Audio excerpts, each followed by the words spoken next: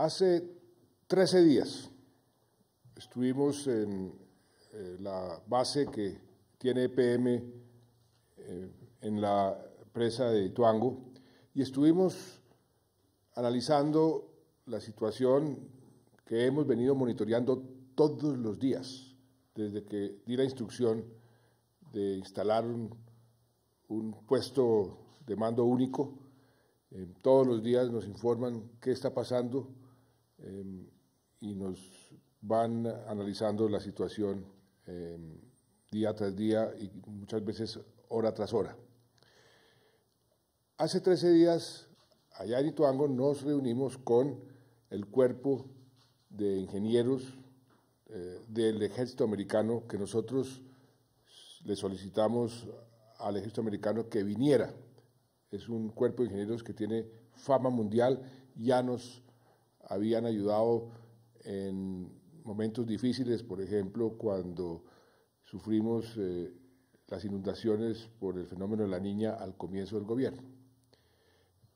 En ese momento también estaba llegando otro equipo que también solicitamos a través del Ministerio de Medio Ambiente de la ONU Ambiente, expertos en este tipo de situaciones desde la perspectiva ambiental.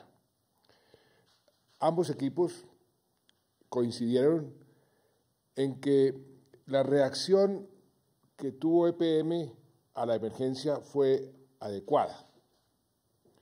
Los dos equipos coincidieron en eso. Y a partir de ese momento, los dos equipos comenzaron a hacer un análisis profundo, porque no llevaban uno 24 horas y el otro 48 horas, comenzaron a hacer un análisis mucho más profundo sobre la situación. Esos análisis independientes, uno hecho por el Cuerpo de Ingenieros del Ejército Americano y el otro por los expertos de la ONU, se los entregaron a los diferentes ministros. El de Cuerpo de Ingenieros se los entregaron al ministro de Minas, al doctor Arce, y el de la ONU se los entregaron al ministro de Medio Ambiente, al doctor Murillo. Se los entregaron ayer y los expertos, los ingenieros y los expertos ya se regresaron a sus respectivos países, porque en el caso de la ONU vienen de diferentes países, gente del más alto nivel. ¿Qué dicen los informes de estos expertos? Dicen que el riesgo se mantiene alto, que el riesgo no ha disminuido y que por el contrario, el riesgo ha venido aumentando, sobre todo desde un deslizamiento que ocurrió el pasado 26 de mayo, es decir, exactamente hace una semana.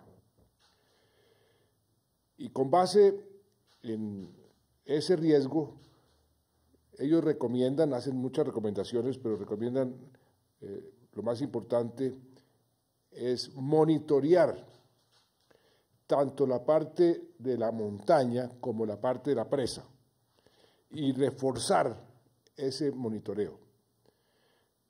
Y ese monitoreo tiene que estar diseñado principalmente para prevenir alguna afectación a la población.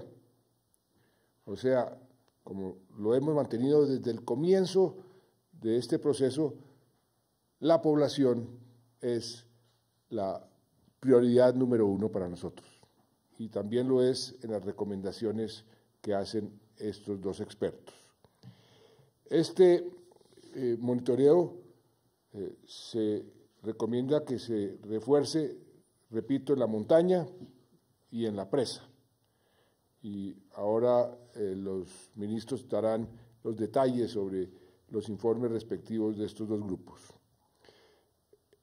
Nos reunimos, por supuesto, también con el director del IDEAM para preguntarle, bueno, ¿qué está pasando con las lluvias? ¿Qué está pasando con el caudal del río? Porque el caudal del río es un factor determinante. Si el caudal es grande y se incrementa, entonces eso produce un efecto y produce unos problemas. Si el caudal comienza a disminuir, eso ayuda a resolver parte de los problemas. ¿Qué me dice el IDAM? Y ahora también el director dará las informaciones correspondientes. Que de aquí al miércoles se van a presentar lluvias. Hay un fenómeno tropical que va a producir lluvias en esa zona y eso puede afectar la zona en materia de deslizamientos que nada tienen que ver con la presa. Son lluvias que producen deslizamientos como se producen en cualquier parte del país y que infortunadamente hubo ya se han presentado varios deslizamientos. Uno de ellos tiene en este momento a Valdivia incomunicada. Se está haciendo todo el trabajo, el INVIAS está trabajando, declaró la urgencia manifiesta para abrir la vía que uno de estos deslizamientos produjo el taponamiento de esa vía. También, infortunadamente, un rayo cayó en uno de los albergues, afectó a 6 personas, 3 de ellas fueron puestas en observación y, por fortuna, ya el informe que me acaban de dar es que las 6 personas están totalmente fuera de peligro y regresaron a la normalidad. Las que estaban en observación ya no están en observación. Pero, repito, el informe del Cuerpo de Ingenieros, el informe de los expertos de la ONU coinciden, los dos informes, en decir que el riesgo sigue alto y que infortunadamente el riesgo se ha venido incrementando. Y con base en eso tenemos que reforzar los sistemas de monitoreo y también de prevención para que la población, en caso de que algo suceda, pues no sea afectada. Yo he dado las instrucciones precisas para proceder en esa dirección y dejaré a los ministros que informen a ustedes, a los periodistas y al país sobre los detalles de los informes tanto de los ingenieros como de los expertos de la ONU. Muchas gracias. Gracias, señor presidente. El informe del Cuerpo de Ingenieros Americanos que se presentó en el día de ayer y que llevamos varios días discutiendo los distintos frentes y recomendaciones que ellos han hecho, tiene 2 tiempos. La primera semana, en los primeros días que llegaron, como le informó el presidente, tenía que ver con la reacción, cómo reaccionó el proyecto ante la condición de emergencia y si se habían o no tomado las decisiones que se requerían en ese momento para atender la emergencia. Esa primera lectura de ellos es que EPM y su grupo de contratistas, diseñadores, interventores venían adelantando las acciones que con la capacidad que tenían en ese momento había sido adecuado. Eso lo informó el presidente en su momento y ambos grupos, digamos, lo ratifican. Sin embargo, la evolución de este sistema completo con los distintos frentes de trabajo pues hacen llegar a la conclusión a los 2 grupos que la condición de riesgo sigue siendo alta y que se ha incrementado con la ocurrencia de algunos de los eventos que el señor presidente mencionó. Las principales conclusiones de los informes, y voy a pasar muy rápido porque esto tiene muchos detalles, es primero, hay que continuar el trabajo de completar la presa. Llegamos a la cota 410, se han venido haciendo una serie de trabajos para fortalecer eso que EPM llamó el llenado prioritario. Sobre ese fortalecimiento en las paredes de la presa húmeda y de la parte seca de la presa se pueden empezar o retornar los trabajos para elevar el nivel de la cota de la presa, inicialmente a la 415, posteriormente a la 420, hasta que llegue a la altura de diseño de la presa, que son 430 metros sobre el nivel del mar. Esas tareas son prioritarias, como mínimo deberían llegar a la cota 415 y en este momento el cronograma y con el reporte que nos hicieron en el PMU del mediodía de hoy, esos trabajos vienen evolucionando a buen ritmo. No tenemos una fecha exacta para ponerle, digamos, un objetivo a la 415, pero esperamos en las próximas horas, días, poder ser más precisos sobre los tiempos que estamos estimando para llegar a la cota 415. Esa presa, dadas las condiciones de emergencia con la cual se ha construido, requiere un monitoreo permanente, 24 horas al día. Para eso se están instalando una serie de instrumentos que nos permitan verificar cómo se está comportando, dado que el nivel del agua del embalse ya llegó a esas áreas de lo que se ha denominado el lleno prioritario. El embalse esta mañana estaba en la cota 390 y recuerden que cuando la emergencia inició, la presa venía en un nivel de construcción de la cota 385, es decir, el agua en este momento está más o menos 5 metros ya en ese área de esos trabajos de lleno prioritario. El segundo frente de recomendaciones está asociado al vertedero. Ayer se terminó en horas de la noche de fundir la última losa. El reporte que nos da el grupo EPM hoy al mediodía es que los principales trabajos sobre las losas del vertedero están finalizados. Las 4 compuertas están técnica y operativamente en funcionamiento. Una de las recomendaciones del Cuerpo de Ingenieros es que las 4 compuertas deben permanecer abiertas, es decir, no deberíamos asumir ningún riesgo de que no se puedan operar si se llegase a presentar un evento de deslizamiento y que las bloqueara. Entonces, esa recomendación está implementada ya hace algunos días y el equipo trabajando en el proyecto ayer ya confirmó el fin de las losas, que son 83 losas en todo el complejo. Hacían falta 11 y en esta semana se ha logrado completar esas 11. Hoy se está fundiendo un muro que es muy importante porque aísla el vertedero al túnel desde el cual se estaban realizando las obras. Si usted llega a utilizar el vertedero, no puede dejar ese túnel abierto porque el agua se le iría por allí. Ese vaciado del túnel ayer cerró en el 40% y la expectativa es que al final ese vaciado, de esa pared o de ese muro se debería terminar durante el transcurso del día y poder aislar el área del vertedero de las áreas de trabajo a donde se han venido adelantando muchas de estas actividades. El tercer punto de recomendación está asociado a los túneles de desviación. En primera instancia, el Cuerpo de Ingenieros había recomendado que se taponaran los túneles, que se taponara el túnel derecho. En este momento, la recomendación que ellos hacen es que se evalúe con mucho cuidado el momento en el cual se tapona ese túnel derecho, porque ante un evento de pérdida de capacidad de drenaje en casa de máquinas, ese túnel podría hacer falta. Es un poco lo que ellos dicen, el túnel hay que taponarlo, porque hoy en día no se controla el agua que sale. Ese túnel fue el que generó la inundación del 12 de mayo en Puerto Valdivia. Lo que dice el cuerpo americano es hay que evaluar el momento indicado para hacer ese taponamiento y esa es una recomendación nueva que ellos nos han presentado, distinta a la que originalmente se había considerado por parte del equipo técnico. El cuarto frente está asociado con Casa de Máquinas. Casa de Máquinas está operando como un sistema de drenaje.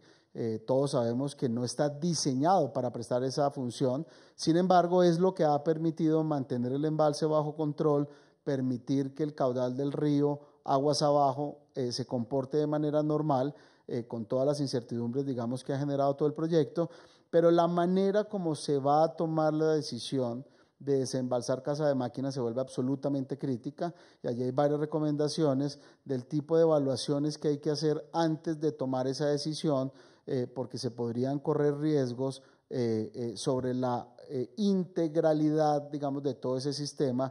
Esa es una recomendación que el equipo de EPM está evaluando antes de llegar, digamos, a esa fase del proceso.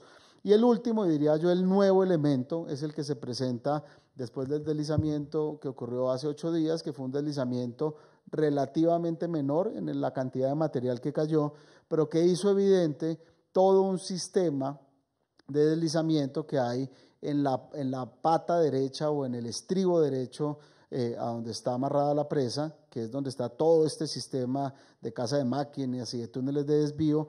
Ese riesgo de deslizamiento, que es del cual se ha venido evaluando durante toda la semana, es un riesgo importante, es un riesgo creciente, que requiere que se monitoree 24 horas al día, porque si se llegase a dar un deslizamiento se generan nuevos riesgos para el proyecto. Esta semana se ha explicado que uno de ellos era que el deslizamiento cayera en el punto por donde ingresa el agua al vertedero. Y evidentemente hemos trabajado, el proyecto ha venido trabajando en poner el vertedero a funcionar. Si un deslizamiento lo bloqueara, pues el vertedero no se podría utilizar y eso generaría una condición de riesgo mayor. Entonces, prever esos movimientos, en este momento el equipo en el sitio de EPM está evaluando qué otras intervenciones desde el punto de vista de ingeniería se pueden hacer para darle algo de estabilidad a ese deslizamiento que ha venido, digamos, dentro de las mediciones que se están haciendo, ha venido en niveles normales de movimiento, digamos, no se han levantado nuevas alertas en los últimos 2 días, pero que se convierten en una amenaza importante para los trabajos de finalización del vertedero y para la operación del vertedero en el caso que se diera un deslizamiento. El otro riesgo que puso de manifiesto el equipo del Cuerpo de Ingenieros y que el Grupo de Naciones Unidas, el ministro Murillo lo podrá complementar, es que si se llegase a dar un deslizamiento de un volumen muy importante de material, ese deslizamiento podría generar una ola que haga que sobrepase la presa, es decir, nos devuelve a esa condición inicial del riesgo que se ha denominado overtopping, o el riesgo de llenado de la presa, de que el agua pase por encima.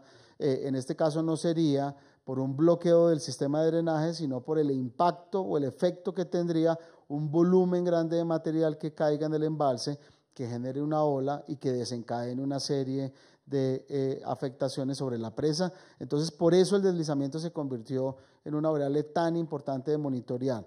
¿Qué decisiones se han tomado con base en las recomendaciones que nos han hecho tanto el Cuerpo de Ingenieros como el equipo de Naciones Unidas? Es el montaje de una central de monitoreo 24 horas al día. Si bien el equipo ha venido reportando la información que producía, no se estaba haciendo de manera integrada. Los diseñadores tenían una información, los contratistas otras, nosotros desde el IDEAM y el Servicio Geológico otra información. Lo que estamos haciendo es montando un único centro de monitoreo que recoja toda la información técnica y que nos permita monitorear esto como un sistema completo, no como eventos independientes. Esa es otra de las grandes recomendaciones de los americanos y del equipo de Naciones Unidas, y es que podamos entender cómo se correlacionan esos distintos eventos de riesgo y podamos ver las alertas que los datos nos puedan dar para advertir que una condición de riesgo se pueda materializar. En ese ejercicio se viene trabajando desde mitad de semana. Esperamos este fin de semana tener los primeros equipos ya conectados a esta central de monitoreo que se está armando allí mismo en Hidroituango, al lado de la sala de crisis del PMU, para poder garantizar de que las autoridades todas tengan información permanente y tengan sus equipos 24 horas monitoreando cualquier alerta que nos permita mantener la condición que hemos logrado, es que a la fecha no tengamos ni desaparecidos ni muertos con ocasión de los distintos eventos que han ocurrido. Entonces, ese que es un objetivo primordial, que es cuidar la vida de las personas, lo que queremos es reforzar la capacidad de prever que algunos de estos eventos se materialicen y podamos mandar y mantener los niveles de alerta calibrados 24 horas al día, 7 días a la semana. Esa es, digamos, la ruta crítica en el corto plazo hasta que se conjure la situación de emergencia y nos permita entrar en una siguiente fase, y es cuáles son las viabilidades técnicas del proyecto, qué otro tipo de actuaciones la autoridad ambiental o las distintas autoridades tengan que tomar. Esos son los 5 frentes del informe de los americanos. El ministro Murillo nos podría de pronto ampliar alguno de los frentes, pero creo que ambos entendemos que hay confluencia en las recomendaciones de los 2 equipos, y todo el Sistema Nacional de Gestión del Riesgo, que está activado desde el primer momento en el que EPM nos notificó de la situación de emergencia, sigue operando 24 horas al día, atendiendo las necesidades que se han venido presentando y preservando la vida de las poblaciones que se han visto amenazadas por esta situación de emergencia en el proyecto de Hidroituango. Sí, muy concreto, el grupo de expertos de ONU Ambiente ya nos ha hecho unas recomendaciones en el día de ayer, después de un trabajo desde el 21 de mayo, y esas recomendaciones están orientadas, en primer lugar, a establecer los escenarios de riesgo que tenemos. Ellos han han establecido que tenemos una presa que es de alto riesgo y ese riesgo está asociado a 3 escenarios principales. Unos que están conectados con el riesgo geotécnico de la masa montañosa o por deslizamiento o por afectaciones a la casa de máquinas que pudiesen desencadenar en el fallo de la presa. El segundo escenario es que ese desencadenamiento llevase a una ola, como lo acaba de decir el ministro Arce, que sobrepasare la presa generando un overtopping y que también nos lleve al fallo de la presa. Y el tercero tiene que ver con la presa misma, el lleno prioritario. El lleno prioritario de la cota 385 hasta la 410 y hacia la 430, como se ha establecido, puede, por la manera en que se realizó para poder responder a la emergencia, puede generar algunas filtraciones y esas filtraciones pudiesen desencadenar en el fallo de la presa, para lo cual recomiendan reforzamiento del lleno prioritario, del aumento de la presa en esas condiciones de emergencia y además de eso hacer un monitoreo muy permanente y fortaleciendo ese monitoreo para establecer cuáles son las condiciones que nos puedan generar alerta. Con base en esas recomendaciones, la ANLA ya ha impuesto unas medidas de monitoreo y unas medidas para que se pueda hacer ese fortalecimiento de ese lleno prioritario. Y adicionalmente estamos estudiando las recomendaciones que nos ha hecho ONU Ambiente en el mediano y largo plazo y más adelante les daremos a conocer nuestras decisiones en ese sentido. Vamos a abrir entonces una sesión de preguntas, o primero el doctor Franco o la doctora. el pronóstico, sí. Bien, tiene la palabra el doctor Franco, director del IDEAM. Bueno, buenas tardes. Lo que hemos registrado es en los últimos días un incremento en la precipitación en esa región. Hemos tenido lluvias en las horas de la noche, particularmente entre promedio de 2 a 10 milímetros de precipitación en el área del proyecto. También es importante señalar que esta condición va a permanecer por lo menos en esa cantidad de lluvias hasta el día miércoles, que se prevé podamos tener esa condición de precipitación. Sin embargo, en el área completa de influencia del proyecto nosotros vamos a seguir registrando precipitaciones por lo menos en lo que resta del mes de junio, y por esa razón la cuenca baja del río Cauca nosotros tenemos alerta roja, producto por supuesto del proyecto, pero también por la condición de deslizamientos. Sobre la cuenca alta y la cuenca media del río Cauca, se estima que a mediados del mes de junio la condición de caudal disminuya, porque encontramos una disminución en las precipitaciones para esta región en lo que viene para el mes de junio. Básicamente esa es la condición. El área del proyecto va a seguir presentando precipitaciones y por eso el llamado a atención es estar en alerta máxima las laderas cercas al proyecto, porque vamos a tener deslizamientos como los que hemos registrado en los últimos días. Bien, ahora sí abrimos las preguntas. Les pedimos a los colegas que se identifiquen y el nombre del medio. Buenas tardes, ministros y directores. Alejandro Arteaga, de Noticias RCN. Después de recibir este reporte de estas dos comisiones de expertos y el pronóstico del IDEAM, para adelantar todas estas gestiones que explicaba el ministro de Minas, ¿es necesario hacer una evacuación adicional? ¿Se ha hablado de eso con EPM? ¿Se ha coordinado con la Dirección de Gestión del Riesgo? Gracias. El sistema tiene en este momento, digamos, en función lo que se ha denominado la circular 034, que es una condición alta de riesgo para Puerto Valdivia, del municipio de Valdivia, para Puerto Antioquia, el municipio de Tarazá, y sobre las dos cabeceras municipales de Tarazá y de Cáceres.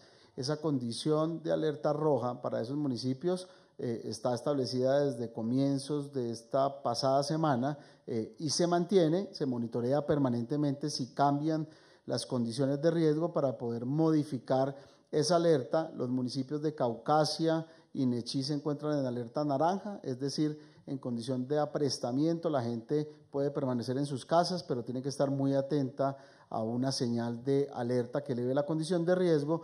Y los municipios, después del Bajo Cauca de Nechí hacia el departamento de Córdoba, Sucre y Bolívar, están en alerta amarilla, que es una condición menor de riesgo, es decir, allí no estamos evacuando personal. Se trata de tener todos los sistemas de riesgo activados en cada uno de los municipios para poder reaccionar en el caso de que se presente un evento. Muy buenas tardes, José Miguel Polanco de Noticias Caracol. Señor ministro, ¿qué medidas se han tomado también con los trabajadores, sabiendo que se está incrementando el riesgo? ¿Qué medidas se está tomando precisamente allá en la obra? El Ministerio de Trabajo ha venido acompañando al equipo encargado de riesgos profesionales y de todas las actividades de CISO. Hicieron una visita para verificar que las condiciones de los empleados se mantengan. Evidentemente hemos tenido que reforzar, o se ha tenido que reforzar dentro del proyecto no solo las capacitaciones, sino recordarles todos los tipos de alerta y todos los protocolos de atención. Se han presentado algunas evacuaciones preventivas en la última semana asociadas a ese deslizamiento del que les estábamos hablando, sobre todo en las áreas que están directamente ligadas a las obras del vertedero, que están justo abajo de donde se están presentando esos movimientos. Ya afortunadamente la labor de grande ingeniería se está terminando el día de hoy, es decir, esa condición de riesgo bajo la cual se ha operado debería reducirse, y una de las prioridades, incluso dentro del informe de los americanos, es claro, es que en cada momento hay que evaluar y balancear el riesgo de parar las obras. Las obras, el riesgo máximo es no seguir trabajando. Entonces siempre hay que mirar si tenemos capacidad de reacción y de monitorear los distintos eventos, pero seguir trabajando. El equipo que ha estado 24 horas al día trabajando, pues no han descansado. Hemos reforzado los niveles de seguridad para poder establecer esas alertas, incluso algo que no conté del informe, pero que hoy nos hicieron un muy buen reporte en el PMU del mediodía, es que el grupo de salvamento minero de la Agencia Nacional de Minería desde comienzos de semana empezó a hacer una evaluación de condiciones de riesgo para trabajo subterráneo. En minería, digamos, hay cientos de protocolos que se establecen para esto. Una cosa son las medidas de seguridad en una obra y otra cosa es la ocurrencia de un evento subterráneo. Ese equipo presentó su primer reporte esta mañana, hizo unas recomendaciones de mejoría y de mejora para fortalecer la capacidad de reacción. Incluso vamos a hacer unas capacitaciones desde el grupo de salvamento minero para que ellos puedan identificar riesgos emergentes, cosas que empiecen a ocurrir, que manden señales y que nos permita reaccionar con tiempo. Se van a establecer protocolos de mediciones de calidad del aire, de mejorar la iluminación, de darle condiciones de seguridad cada día mayores a los empleados que están trabajando allí, y por eso ese trabajo de la ANM fue muy importante. El reporte fue muy completo, hay varias acciones para adelantar por allí. Este es un trabajo 24 horas al día y en cada momento hay que balancear esa condición de riesgo. Por supuesto, cuando se han dado alertas, se han evacuado las áreas que se podrían ver comprometidas, y en el momento en el que se estabiliza se han retornado los trabajos, porque, insisto, el riesgo máximo es parar de completar todas las actividades que hay que hacer para poder salir de la situación de emergencia. Bien, damos paso a otra pregunta. Sí, buenas tardes, ministros. Juan Fernando Barona de Noticias 1. Tengo varias preguntas acerca del informe que ustedes están dando. La primera es, ustedes están hablando de un deslizamiento, pues digamos que todo tiene que ver con un deslizamiento o los deslizamientos que se puedan presentar de aquí en adelante. Entonces eso quiere decir que si, digamos, se llegan a presentar un gran deslizamiento, mejor dicho, estamos ante algo que pueda pasar sobre la naturaleza, que si llega a darse un deslizamiento bastante grande, no se podría hacer nada más, sino ya evacuar la población que está, digamos, en las veredas y en los municipios río abajo de la presa. Eso ya pasó. O sea, la condición de evacuación, la orden de evacuación está vigente en este momento. Lo que ocurriría, esto vuelvo y insisto en esto es una situación hipotética. Cuando digo hipotética es si se dan ciertas condiciones se podría materializar. Entonces, si se llegase a dar un deslizamiento de grandes proporciones, el efecto que tendría sería desencadenar una ruptura de la presa. Y ese evento elevaría la condición de riesgo a todas las poblaciones aguas abajo. Es decir que entonces, si se llega a presentar el deslizamiento, ya no habría nada que hacer. Si se llega a presentar un deslizamiento de grandes proporciones que genera una afectación en la presa, podría desencadenar un rompimiento de la presa. Y ese rompimiento es el que eleva la condición de riesgo a aquellas poblaciones que hoy se encuentran en alerta naranja o amarilla y que tendrían que pasar a alerta roja de evacuación, porque el volumen que saldría, digamos, del embalse sería un volumen muy importante de agua y solamente pararía hasta que llegue a la región de La Mojana, donde por las condiciones de La Mojana se absorbería gran parte de esa avalancha que se crearía en una condición de esas. Ahora vuelvo y le insisto en esto, estos son todos escenarios de riesgos. El deslizamiento se podría comportar que tuviera pequeños deslizamientos de manera sucesiva y eso generaría un tipo de efectos. Que tuviera una proporción de volumen menor y obstruyera el vertedero, eso generaría una reacción distinta, porque lo que hay que hacer es limpiar el deslizamiento para que el vertedero se pueda habilitar, o que tenga una gran magnitud. En geología hay muchas hipótesis, la única manera de decir qué evento se puede ocurrir con cierto nivel de probabilidad es tenerlo permanentemente monitoreado, porque en el momento de una aceleración del deslizamiento, dependiendo de la velocidad y el volumen que hay, uno podría determinar una proporción del tamaño del deslizamiento y reaccionar de acuerdo, digamos, a lo que la información te empieza a revelar. Un poco lo que va a pasar de hoy en adelante o desde hace varios días en adelante es que el proyecto hay que monitorearlo como una amenaza, como se monitorean los volcanes, como se monitorean otras condiciones que sabemos que tienen una probabilidad de ocurrencia, pero que hay que leer las señales que le permiten a uno determinar si ese evento puede ocurrir. Entonces estamos montando todo un sistema que nos permita monitorear esa amenaza en la cual se convirtió el proyecto por la condición de riesgo que está manejando en este momento. Otra, ya para terminar, ustedes hablaban de, bueno, ya está la cota 410, que no sé si tiene, digamos, tiempos estimados de llegar a la cota 415, digamos, y que la meta sería la cota 430. En caso tal de que se pueda llegar primero a la cota 415 y a la cota después 430, ¿en cuánto podría bajar el riesgo que en ese momento se está presentando? Yo creo que eso depende de muchas cosas. Las alturas de las cotas tienen que ver con el volumen de agua que puede manejar el embalse. Entonces le voy a poner un ejemplo. Si en un año normal de lluvias, el embalse hoy en la condición de la 410 da para, el retorno creo que es 1 en 2.33, es para 2 años digamos, de soportar una condición normal.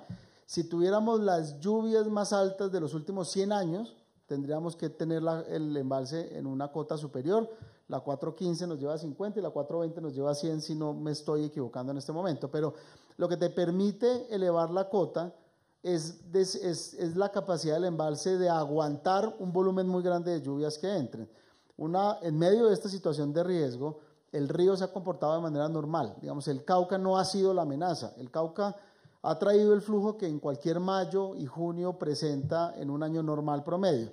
Pero, por ejemplo, si en el mes de octubre, que es un mes de altas precipitaciones, tuviéramos volúmenes del Cauca superiores a las medias, entonces en ese momento la 410 empieza a ser un problema. Está muy asociado a cómo se comporta el río. El río se está comportando de manera normal, pero nos tenemos que preparar para el siguiente evento, es decir, el nivel de la presa tiene que elevarse más que por las lluvias y el volumen de hoy, es por las lluvias que se puedan presentar en los próximos meses y la condición de seguridad del embalse tiene que garantizar que puede soportar esos escenarios de caudales del río y por eso es tan importante elevar la cota. La 415 daría condiciones de seguridad para un año normal, de un octubre normal, como el que en este momento está pronosticado. Si esa condición se elevase, requeriríamos que el embalse estuviera en un nivel mucho más arriba de la 415.